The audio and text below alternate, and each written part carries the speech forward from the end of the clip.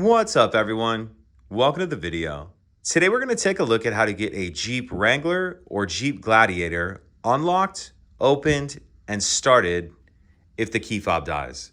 So in this scenario, our vehicle's locked and the key fob's dead. I've taken the battery out of this key fob to demonstrate. As you can see, none of the buttons are working. So the first thing I'm going to do is flip open the emergency key that's in the key fob by pressing that button. Now I'm going to use this key to unlock the driver's door. So I'll stick the key in, turn it to the left or counterclockwise to unlock it. And now's a good time to go ahead and fold that key blade back in just so it doesn't get in our way.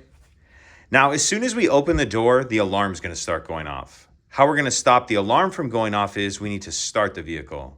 How we're going to start the vehicle with the dead key fob is we're going to get in, press the brake like normal. Then I'm going to use the top of the key fob, this part right here, to press the stop start button. And then once the vehicle starts, the alarm will turn off. I'm going to show all this to you. we're going to be going kind of quickly and the alarm's going to be loud. All right, let's give it a shot.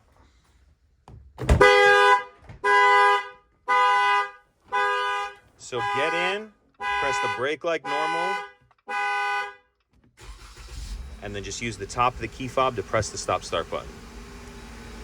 And then as you saw there, once the vehicle starts, the alarm will turn off and now you'll be ready to drive as normal. And the only other thing you'll want to do is replace the battery in your key fob as soon as you can. And I'll put a link in the description box of this video on how to do that, how to replace the battery in this key fob if you're unfamiliar. If you have any other questions, please let me know. If you could take a second to like and subscribe, it helps us out and I'd appreciate it. Thank you.